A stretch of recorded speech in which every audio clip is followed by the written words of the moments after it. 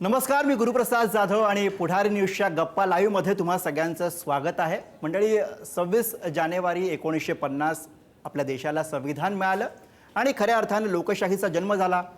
लोकशाहीच्या या सगळ्या प्रवासाविषयी चर्चा करण्यासाठी आज आपल्यासोबत एक असं व्यक्तिमत्व आहे ज्यांच्या खरं तर रक्तात संविधानाची मूल्य आहेत.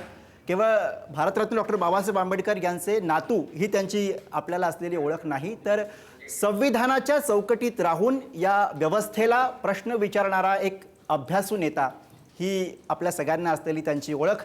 आपल्यासोबत आहेत वंचित बहुजन आघाडीचे प्रणेते प्रकाश आंबेडकर सर. प्रकाश आंबेडकर सर, पुढारी न्यूजवरती तुमचं खूप खूप स्वागत आजच्या या गप्पा लाईव्ह कार्यक्रमामध्ये. स्वागत केल्याबद्दल आपला मी आभारी आहे. धन्यवाद. आणि संपादक प्रसन्न जोशी सर आपल्याला प्रश्न विचारत आहेत. बाळासाहेब, सुरुवातीला आपल्याला पुढारी न्यूज परिवार आणि आमचे प्रेक्षक यांच्या वतीनं आपल्याला आज प्रजासत्ताक दिनाच्या शुभेच्छा. आणि म्हणजे आता हे खरं तर औपचारिकता झालेली आहे, पण संविधान म्हणजे आज बाहेर पडल्यानंतर मला आपल्यालाही शुभेच्छा आपल्या. म्हणजे अनेकदा सोसायट्यांमध्ये बघायला मिळालं तर मेरे देश की धरती, बॉर्डरची गाणं, लता मंगेशकरांच्या गाण्यांची आपल्याला ऐकायची सवय झालेली आहे. त्यामुळे अनेकदा संविधान दिवस ह्याचं महत्त्व म्हणजे केवळ दिल्लीला होणाऱ्या आपल्या शस्त्रास्त्रांचं प्रदर्शन, आर्मीच्या सक्षमतेचं प्रदर्शन जे अतिशय महत्त्वाचं आहे, पण या पलीकडे संविधानाचं स्पिरिट, त्याची ऊर्जा, त्याचा अर्थ, त्याच्यात अपेक्षित असलेला अर्थ आणि त्याचा देशावरती पडणारा प्रभाव, या सगळ्या गोष्टी सुद्धा अपेक्षित असतात. आज संविधानाच्या प्रत्यक्ष अंमलबजावणीनंतर जवळपास 7 दशकानंतर आज आपण कुठे आहोत, काय गाठायचं आहे आणि सद्यकालीन परिस्थितीच्या चष्म्यातून पाहत असताना तुम्हाला संविधानावर चालणारा भारत कसा दिसतोय?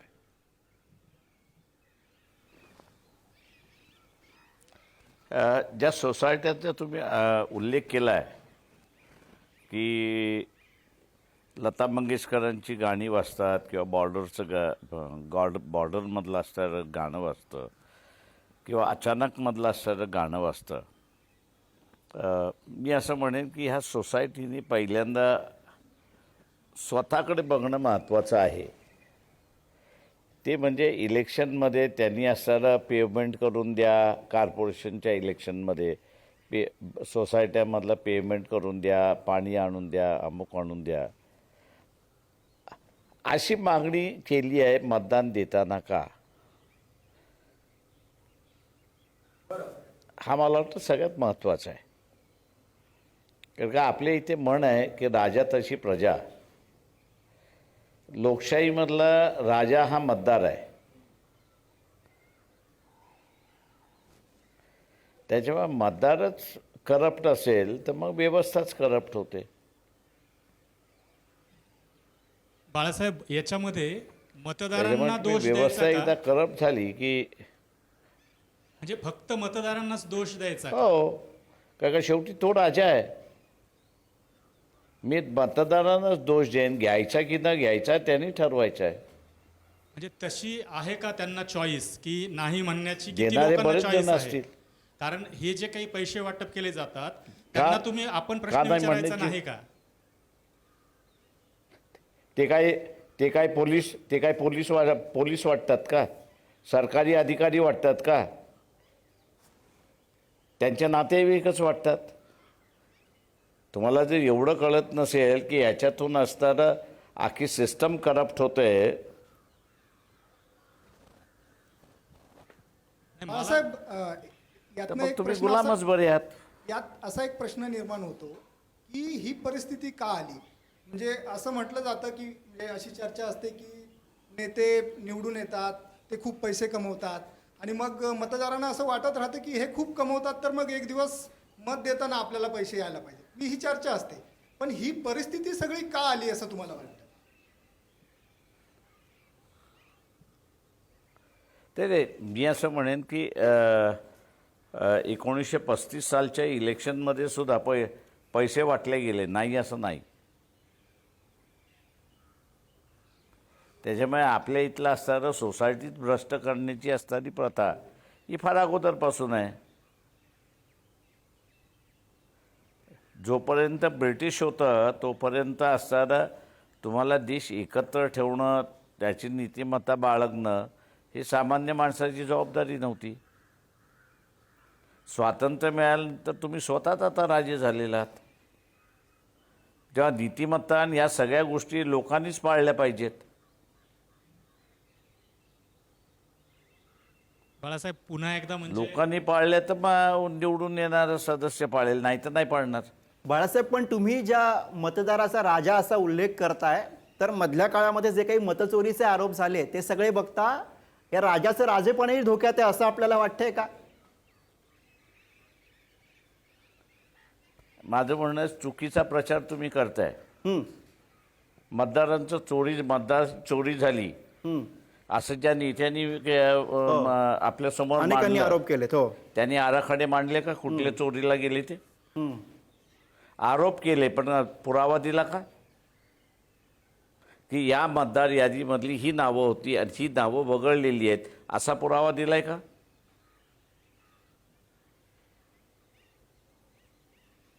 जे खरं दुखणं आहे ते तर येतच नाही. ईव्हीएम हे दुखणं आहे. बाळासाहेब, प्रसन्न बोलतोय.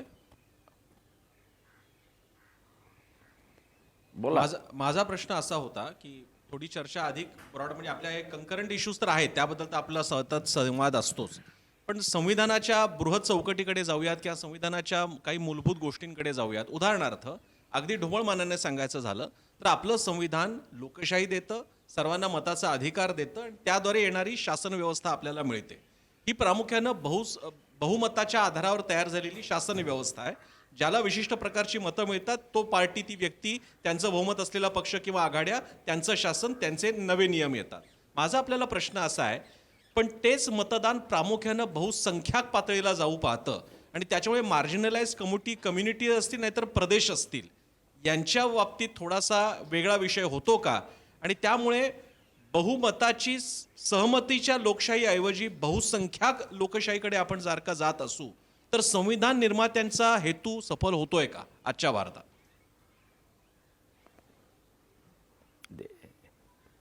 आपण दोन गोष्टी मिस केल्यात.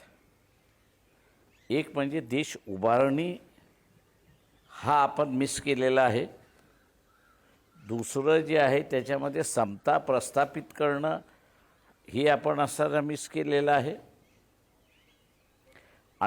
आणि देश उभारणी ज्यावेळेस करताना आपण म्हणतो त्यावेळेस सब नॅशनॅलिटीज जे आहेत या बाजूला सरल्या पाहिजे, त्या सप्रेस झाले. मी सप्रेस नाही म्हणणार आहे, त्या असताना इंडियन नॅशनॅलिटीमध्ये त्या सबमर्ज झाल्या पाहिजेत. याच्यासाठी आपल्याला कार्यक्रम नाही. मी आपल्याला असताना बाबासाहेबांचं असताना अलाहाबादच्या असणाऱ्या एका भाषणाकडे लक्ष वेधणार आहे.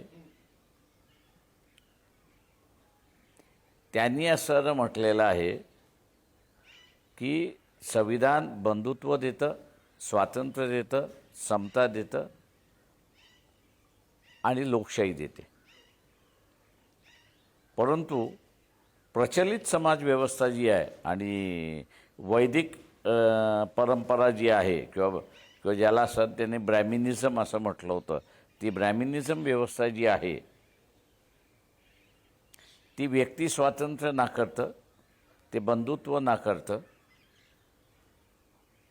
आणि ते आपण बघू त्याच्याबरोबर की ते लोकशाही नाकारते.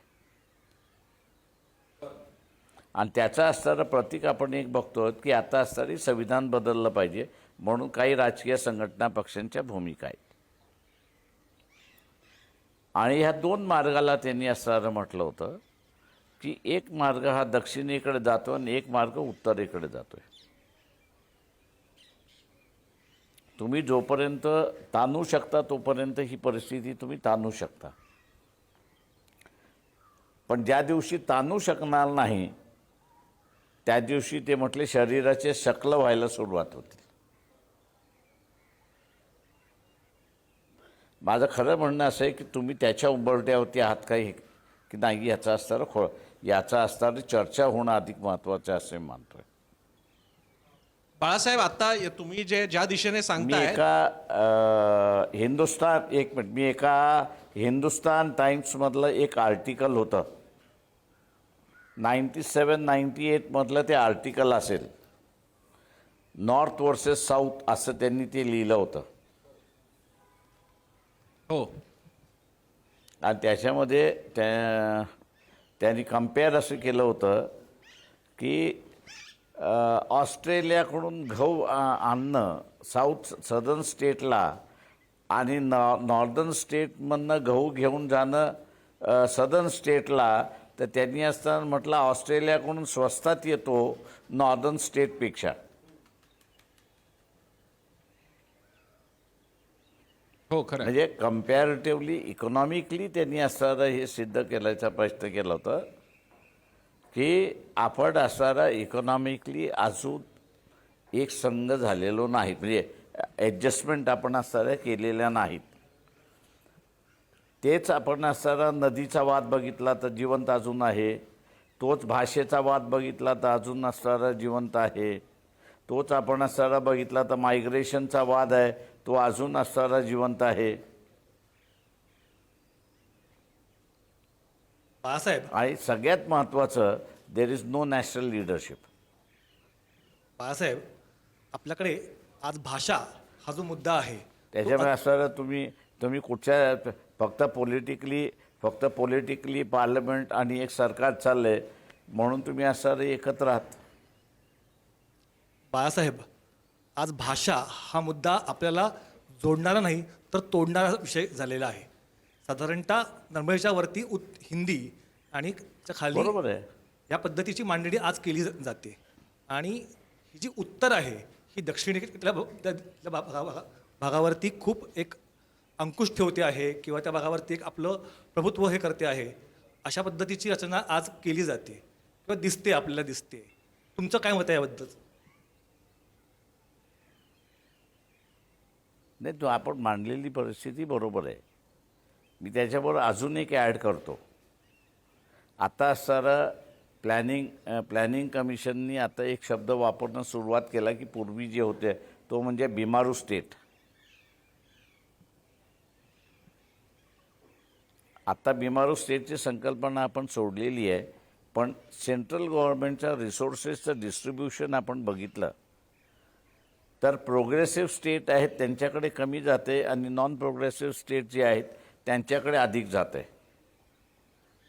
आणि जे असणारा बॉर्डर स्टेट्स आहेत की ज्यांचं खऱ्या अर्थाने आपण इंटिग्रेशन करून घेतलं पाहिजे, नागालँडपासून असणारं जम्मू आणि काश्मीरपर्यंत,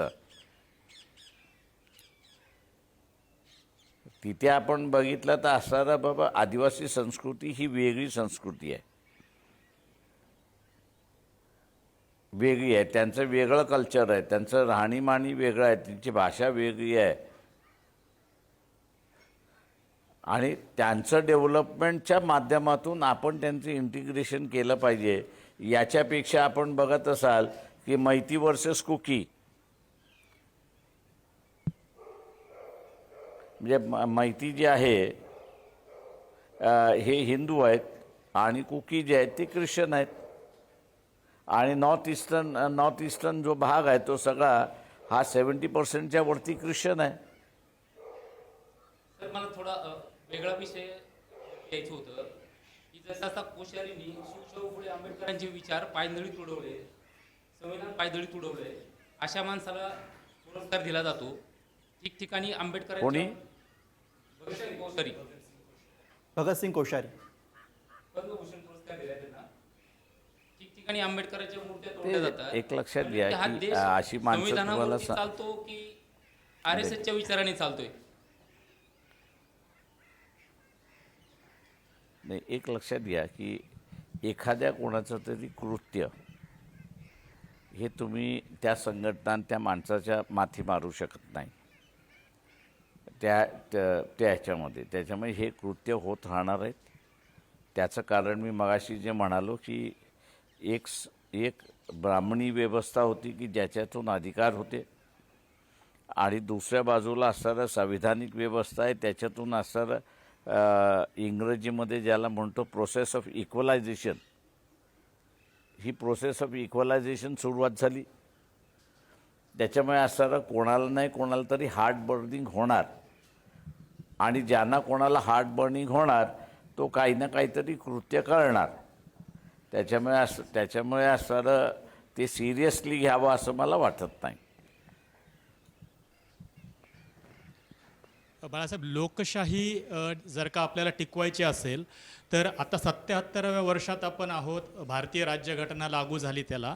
तर आपल्या जे सर्वसामान्य लोक आहेत, ज्यांना जीवन मरणाचे ज्यांचे रोजचे प्रश्न आहेत, तर त्यांना आणखी काय माहिती व्हायला हवी राज्यघटनेच्या बद्दल, वेगवेगळ्या कलमांबद्दल, बेसिक कलमांबद्दल, असं तुम्हाला वाटतं? ते त्यांना सगळी कलमं माहिती आहेत, त्यांना शिकवण्याची गरज नाही आहे. जे शिकवण्याची गरज आहे तो शिकलेला आहे त्याला, आणि त्याच्यामध्ये RSSमध्ये शिकलेला जो आहे तो त्याला. का त्यांनी आत्तापर्यंत असतात त्यांची RSS कुठल्याही कायद्याखाली रजिस्टर करून घेतलेली नाही. आणि जे सगळे तुमचं ऑडियन्स बसले त्याच्यापैकी कोणालाही हिंमत होत नाही की RSSवाल्यांना शाखेमध्ये जाऊन विचारावं की तुम्ही असताना रजिस्टर का करत नाही. आम्ही एक गणपतीचं मंडळ केलं, ते आम्हाला रजिस्टर करावं लागतं. वर्गणी काढायची असेल तर रजिस्टर करावं लागतं. तुम्ही काय कायद्याच्या वरती आहात का? बाळासाहेब, शिक्षण आणि आरोग्य हे 2 विषय असे आहेत की जे विषय सरकारने सांभाळायला हवेत. पण आज या विषयांचं खूप मोठ्या प्रमाणात बाजारीकरण चालू आहे, आणि बाजारात या दोन्ही गोष्टींचा धंदा किंवा व्यापार खूप मोठ्या प्रमाणात करते. एक राज्यघटनेचा अभ्यासक म्हणून तुम्ही याकडे कसं बघता?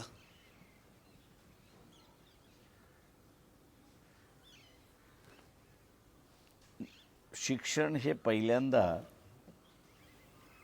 प्रत्येक विद्यार्थ्याला मिळालं पाहिजे, आणि त्याला देश निर्माण करायचा असेल, विकसित करायचा असेल तर चॉईस ऑफ एज्युकेशन त्याला असलं पाहिजे.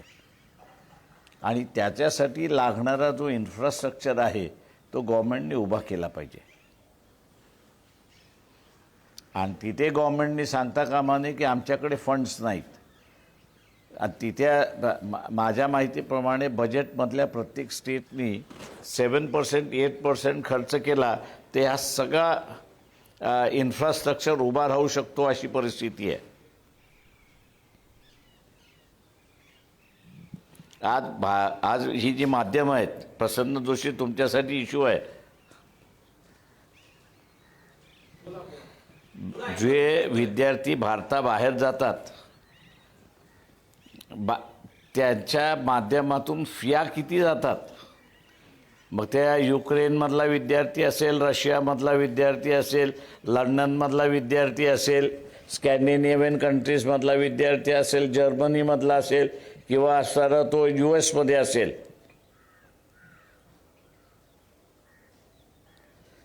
इंग्लंडच्या बजेटमधलं 20% हे साऊथ ईस्ट एशिया स्टुडंट म्हणून येतं अशी परिस्थिती आहे.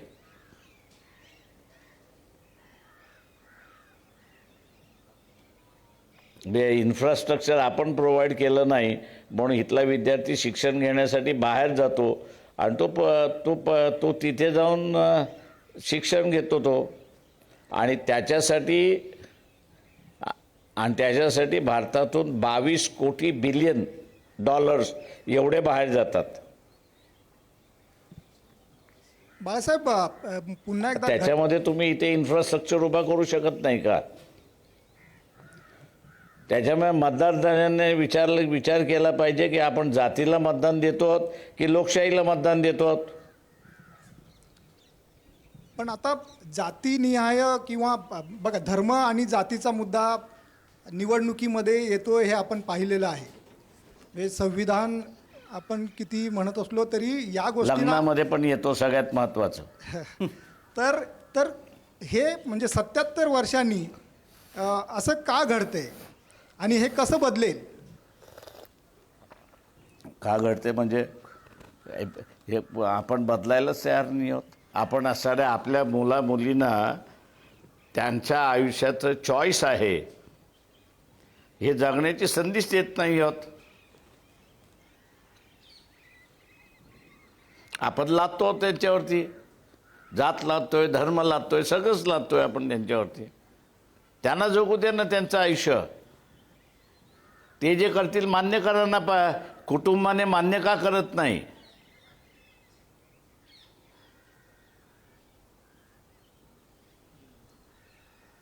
बाळासाहेब, मागचे एक 2-4 दिवस जो सगळा वाद चर्चेत आहे त्यामध्ये प्रामुख्यानं कोणीतरी उठतं आणि म्हणतं की अमुक एक भाग आपण हिरवा करून टाकू, कोणीतरी उत्तर म्हणून म्हणतं की अमुक एक प्रदेश आपण भगवा करून टाकू. हे जे सगळं रंगांचं आणि पर्यायानं त्यातनं येणारं धर्माचं राजकारण आहे ते सगळं या संविधानाला, लोकशाहीला एक प्रकारे मारक आहे. आणि ही समजून सांगण्याची गोष्ट आहे, ती कशी सांगता येईल? असे तुम्ही जनतेला एंगेज ठेवलं आहे का? तर माझं म्हणणं आहे तुम्ही जनतेला एंगेज ठेवलेलं नाही. म्हणजे नोकऱ्या नाहीत म्हणून असणारं बेरोजगारी आहे.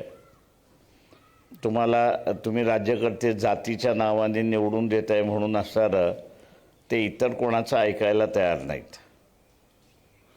म्हणजे मी असणारं कोणाचं हे म्हणत नाही, परंतु मागच्या एकनाथ शिंदेंच्या सरकारमध्ये केसरकर म्हणून मंत्री होते. त्यांनी आपला ह्युमन रिसोर्स म्हणजे महाराष्ट्रातला ह्युमन रिसोर्स पूर्ण वापरला गेला पाहिजे म्हणून त्यांनी जर्मनीशी जाऊन एक करारनामा केला. त्याच्याबद्दल ते माझ्याशी बोलत असताना मी त्यांना एकच म्हणालो होतो की जर्मन लोकांना आश्वासन द्या की जे ह्युमन रिसोर्स म्हणून जर्मनीमध्ये येतील, एकदा रिटायर्ड झाले की त्यांना भारतामध्ये पुन्हा येण्याची मुभा असेल किंवा आम्ही आमच्या पैशाने घेऊन जाऊ. जर्मनीबरोबर एग्रीमेंट झालं.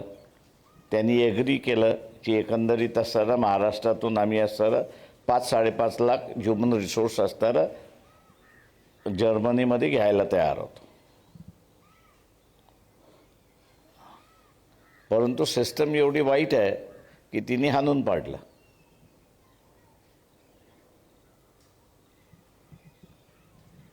म्हणजे कुणी म्हणजे केंद्रानं हे हाणून तिथे पाडलं असं सिस्टममध्ये म्हणायचं का जात तुम्हाला येतो, बाळासाहेब? धर्म येतो, सगळ्याच केंद्राने हाणून पाडलं आणि महाराष्ट्रातल्या अधिकाऱ्यांनी सुद्धा हाणून पाडलं. म्हणजे ब्युरोक्रेसी ही आपल्या पॉलिटिकल लिडरशिपपेक्षा जास्त काय म्हणतात प्रभावी आहे असं तुम्हाला म्हणायचं आहे? अबे तुम्ही कधी म्हटलं तुमचा मंत्री डोकेबाज आहे म्हणून? डोकेबाज मुख्यमंत्री फक्त एकच, आणि ते म्हणजे शरद पवार. बाळासाहेब प्रसन्न बोलतो. उरलेले सगळ्यांना अधिकाऱ्यांनी चालवलं. बाळासाहेब 2 प्रश्न. मला माहिती आहे तुमचा प्रश्न मला अपेक्षित आहे. नाही बाळासाहेब 2 प्रश्न एकत्र घेऊन येतो कारण वेळ कसा पुढे असणार आहे माहीत नाही. एक म्हणजे मधल्या काळामध्ये 2024च्या निवडणुकीच्या काळामध्ये संविधान बदल ही फार मोठा मुद्दा झाला होता, ज्याचा परिणाम मतदानावर झाला आणि सत्ताधारी पक्षाला सुद्धा त्याचा फटका बसला होता. संविधान बदल हे नॅरेटिव्ह आजही अस्तित्वात आहे का? लोकांच्या मनात तो आहे का? माझा पहिला मुद्दा. आणि दुसरा मुद्दा, आज बऱ्यापैकी जाहीर कार्यक्रमांमध्ये थेटपणे भारत हे हिंदू राष्ट्र आहे असं म्हटलं जातं. ते काही वेगळं, त्यासाठी कोणत्याही पुस्तकाची गरज नाही, ग्रंथाची गरज नाही, अशा आशयाचं विधान RSS प्रमुख भागवतांनी सुद्धा केलेलं आहे. माझे 2 प्रश्न आहेत तुम्हाला. संविधान बदल ही आजही भावना आहे का? आणि 2, भारत हे हिंदू राष्ट्र आहे त्यासाठी कोणत्याही ग्रंथ प्रामाण्याची गरज नाही, या आशयाचं जे RSS प्रमुख भागवतांचं विधान आहे त्याबद्दल आपल्याला काय वाटतं?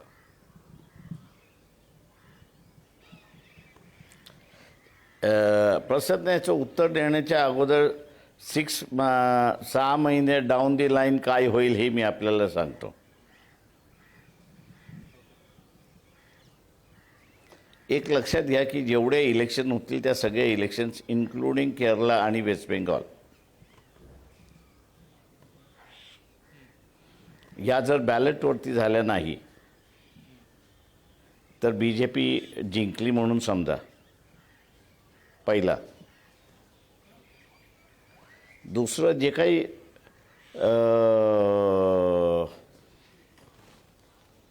भारतीय जनता पक्षाचं राजकारण चाललंय, पंतप्रधानाचं राजकारण चाललेलं आहे.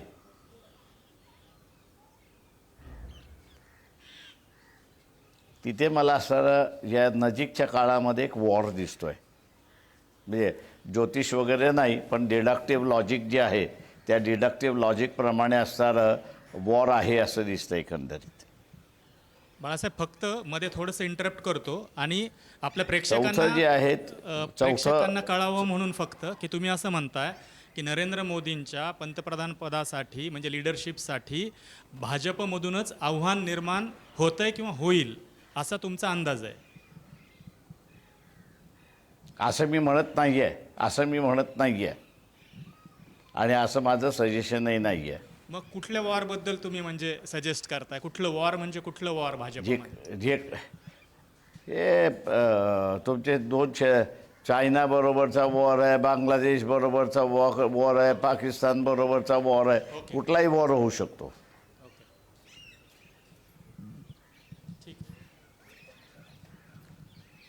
शेवटी जे आहे ते इथं असताना देशभरामध्ये Godhra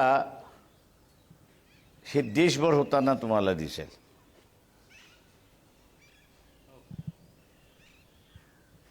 and that will be the end of democracy आणि हिटलरच्याही सुरुवात होईल.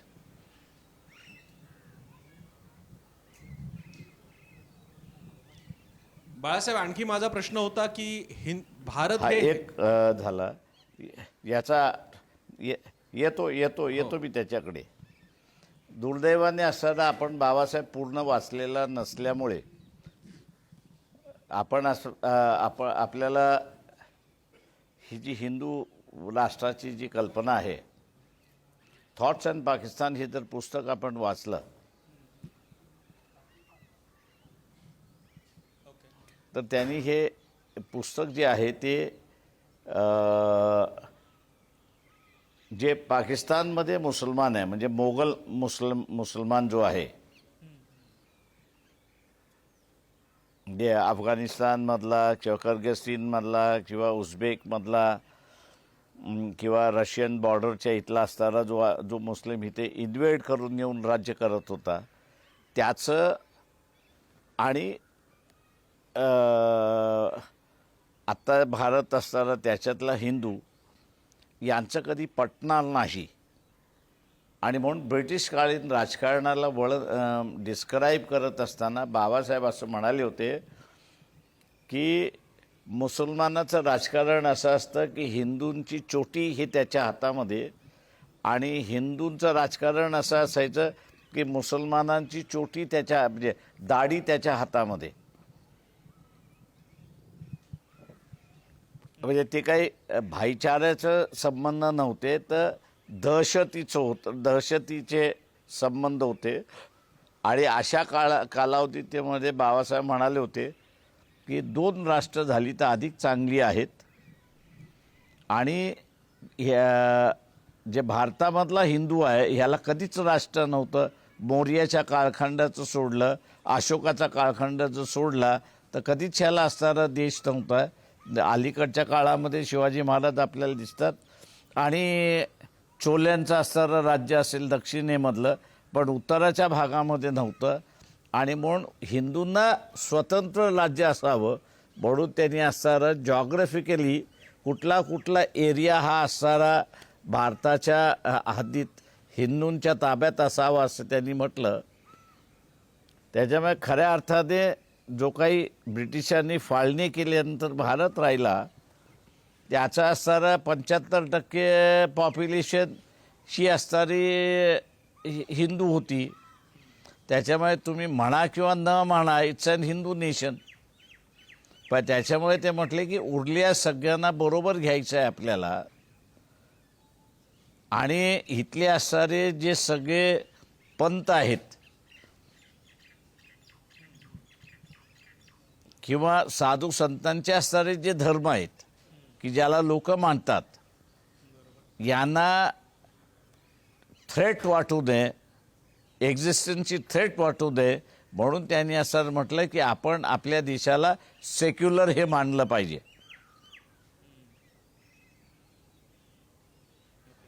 मी आज असताना म्हणतो की कर्नाटकमध्ये RSS BJPचं राज्य असताना तिथे असणारं लिंगायत समाजाने आमचा असणारा बसवेश्वरांचा धर्म वेगळा आहे त्याला असणारा विरोध केला आणि विरोध करून सरकार गेलं.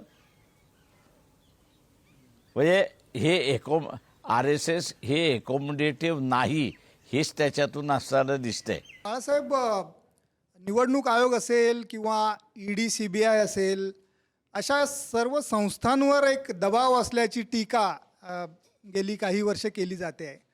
तर मुळात ते तसं आहे का, आणि ते आत्ताच होतं आहे का, की आधीची सरकारं देखील असताना CBI आणि अशा संस्थांवर दबाव असल्याचं म्हटलं जात होतं. आत्ताचं आणि त्यावेळचं वेगळेपण काय आहे, किंवा परिस्थिती तशीच आहे का? काय नेमकं वाटतं तुम्हाला?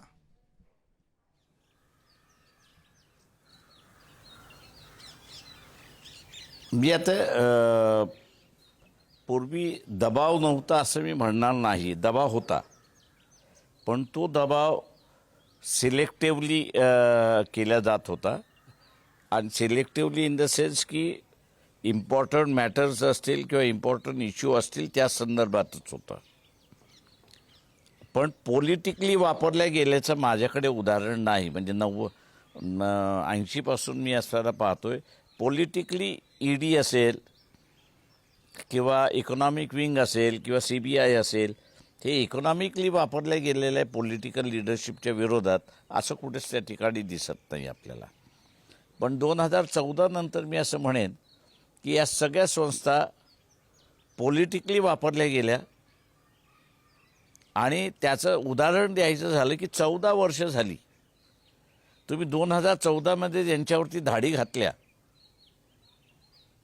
त्यांच्या केसेस तरी आता निकालात निघाल्या पाहिजे होत्या, तुमच्या चार्जशीट दाखल झाल्या पाहिजे होत्या, किंवा 2G स्कॅमचं असताना एवढं मोठं आंदोलन झालं आणि भारतीय जनता पक्ष RSS सरकार सत्तेवरती आली. ते कोर्टाचा निर्णय, माझं म्हणणं आहे सगळ्यांनी दिल्ली कोर्टाचा निर्णय सगळ्यांनी वाचावा की तो जज असं म्हणतोय की I waited for whole day long. आणि मला असं वाटलं की नाहक मी काही जणांना 2.5 वर्ष बंद केली, कारण का माझ्याकडे सरकारने कागदच दिली नाहीत, पुरावाच दिला नाही, आणि म्हणून लाज वाटून मी असणारं त्यांना सोडून दिलेली आहे. मी इथं असं म्हणेन की त्याच्यामध्ये पूर्णपणे हे वापरले गेलेलं आहे. की एक केस तरी मी असं म्हणेन की EDने फायनलिटीला आणलेली आहे का, तर नाही. आणि मग असणारा या धाडी पॉलिटिकली हाच त्याचा अर्थ निघतोय. तर माझा थोडा दुसरा प्रश्न आहे, पॉलिटिकलाइज इन्स्टिट्यूशन करणं हे सगळं धोकादायक आहे, एवढं मी त्या ठिकाणी म्हणेन. तर माझा किंवा दुसरा प्रश्न- इलेक्शन कमिशनचं घ्या ना, इलेक्शन कमिशननी आम्हाला लिहून दिलं की आमच्याकडे चेक अँड बॅलन्समधले कुठलेही डॉक्युमेंट्स नाही.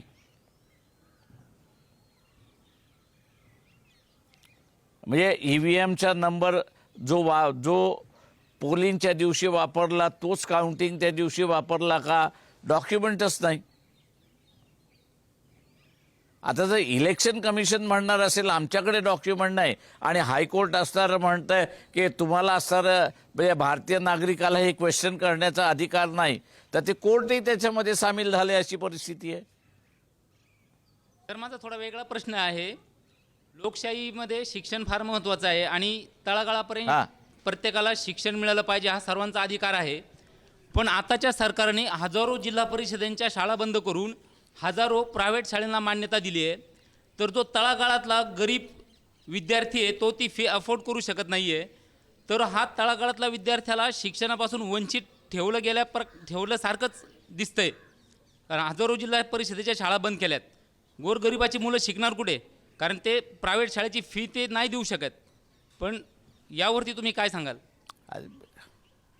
तुम्ही मतदान कोणाला केलं? गेल्या 14 ते 1926 तुम्ही मतदान कोणाला केलं?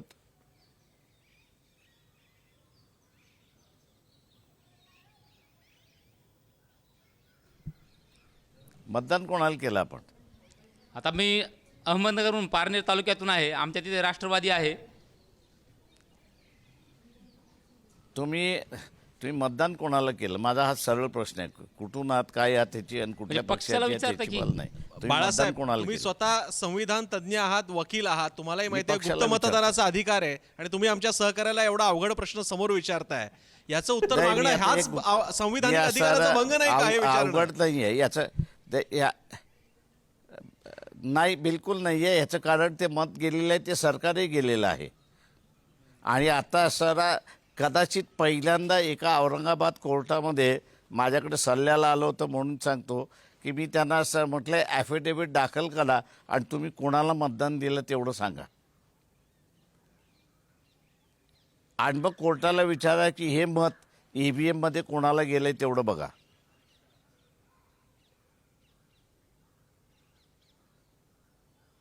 काही वेळेस तुम्हाला असणारी ही गुप्तता जी आहे ती मोडावी लागते. आणि म्हणून मी त्यांना असताना म्हटलं त्यांनी जर असताना हे मत जर BJPला दिलं असेल गेल्या 14 पासून तर त्यांना हा विचारण्याचा अधिकार नाही. याचं कारण की RSS आणि BJP यांचे जेवढे ठराव झालेले आहेत ते सगळे ठराव खाजगीकरणाच्या बाजूने आहेत, प्रायव्हेटायझेशनच्या बाजूने आहेत आणि पब्लिक सेक्टरच्या विरोधातले आहेत. आणि त्यांनी जर का मतदान आता दिलं नसेल तुम्ही तर जर बाळासाहेब, तुमचा असणारे राजकीय फंडा क्लिअर तुम्ही असणारा तुमचे राजकीय फंडा हा क्लिअर नसेल की तुम्ही पब्लिक सेक्टरच्या बाजूने आहात की प्रायव्हेट सेक्टरच्या बाजूने आहात. बाळासाहेब, तुम्ही आता जे म्हटलं की पब्लिक तर त्याचा असताना भोगावं लागणार आहे. नाही नाही, ते त्यातला मुद्दा असा आहे की तुम्ही म्हणताय की पब्लिक सेक्टर आणि प्रायव्हेट सेक्टर आज या दोन गोष्टींवरतीच अनेक गोष्टी उभ्या आहेत. आपण साधारणतः कुठलाही पक्ष म्हणताना तो डावा की उजवा अशा पद्धतीची मांडणी करतो. मुळात डावं म्हणजे काय आणि उजवं म्हणजे काय हेच आज नाही, आपल्याला डावा कळत उजवा नाही. हा मांडत असताना डावा आणि उजवा हे मांडत असताना जे धर्माला मानतात त्यांना असं ढोबळमानाने मी असं म्हणतोय आणि कट्टरपंथी त्यांना मानलं जातं. आणि जे नॉर्मली बा तुला जे करायचं आहे ते कर असं ज्याला आहे त्याला आपण डावा म्हणतो. बरं, जर आपण ही मांडणी मान्य केली तर निवडणुकीच्या आधी जे एकत्र आले आणि निवडणुकीनंतर जे एकत्र येतात ही जी आघाडी आणि युतीची गणितं आहेत जी फक्त आणि फक्त सत्तेसाठी होतात त्याचं काय करायचं?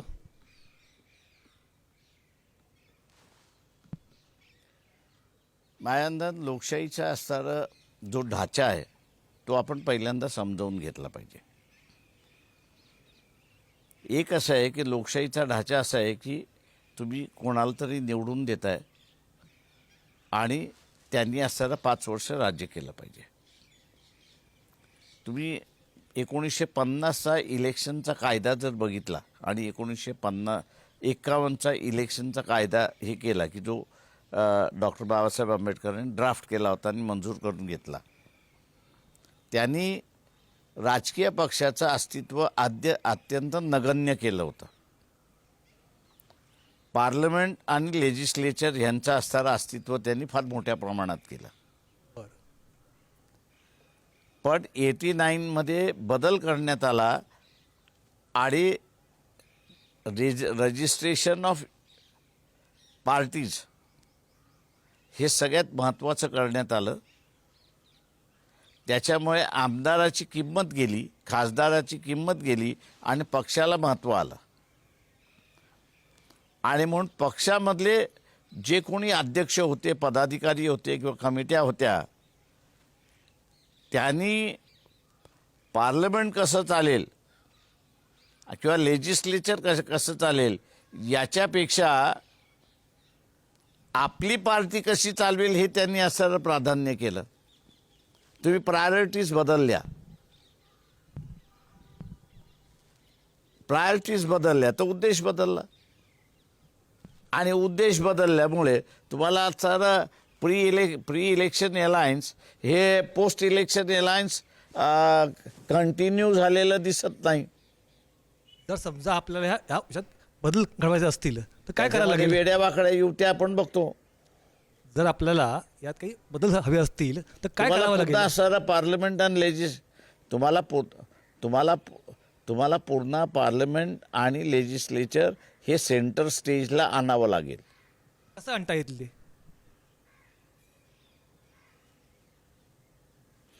काही नाही, हे जे आपण केलेलं आहे, रजिस्ट्रेशनचं जे भूत आणलेलं आहे, याची फक्त जी अहमियत आहे त्याचं महत्त्व कमी करून टाकायचं, दॅट्स ऑल. बाळासाहेब, एक छोटा लोकल प्रश्न विचारतो जाता जाता की तुमचा एकेकाळचा जो मित्रपक्ष आहे, तर त्या MIMची जी काही कामगिरी जबरदस्त झाली या महापालिका निवडणुकीमध्ये, 1,200 नगरसेवक निवडून आले, कसं वाटलं तुम्हाला तुमच्या मित्रपक्षाची एकेकाळच्या कामगिरी बघून, आणि काय भविष्य आहे असं वाटतं तुम्हाला आता पुढे?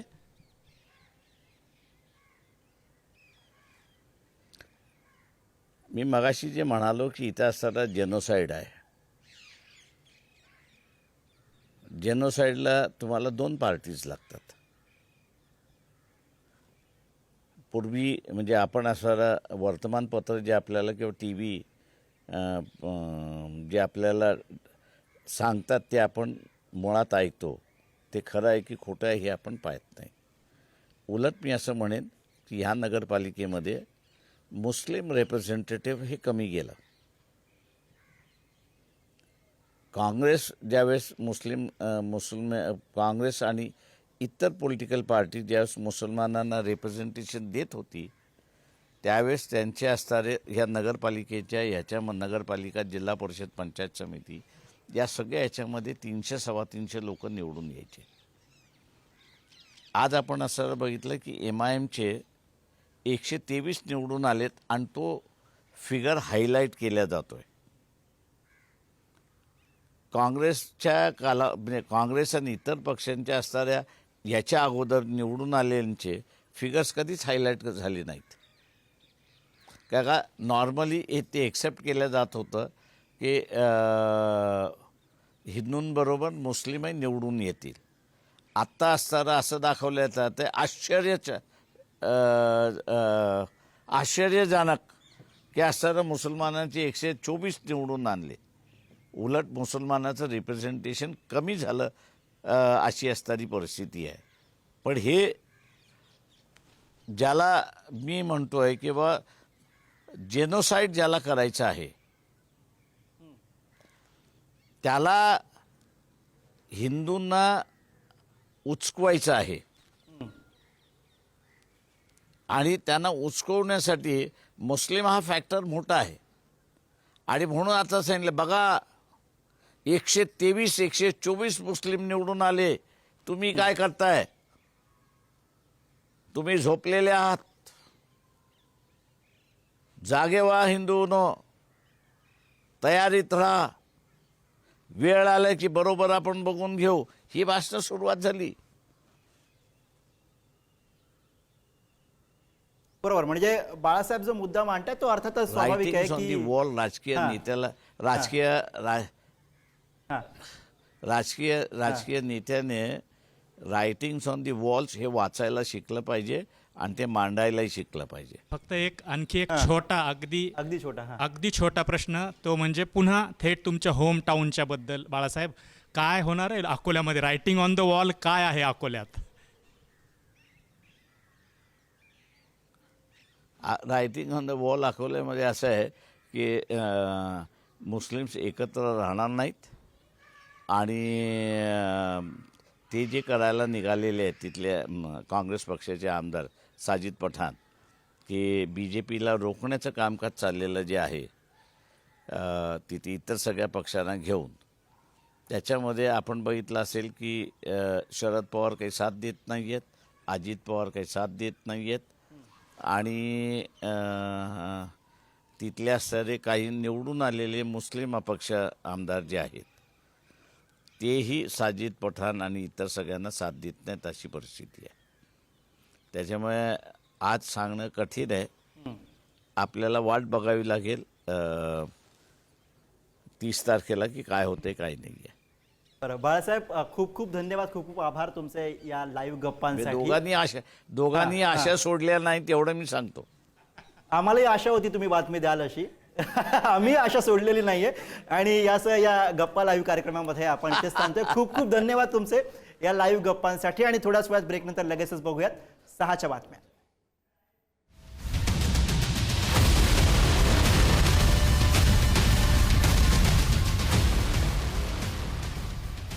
Thank you.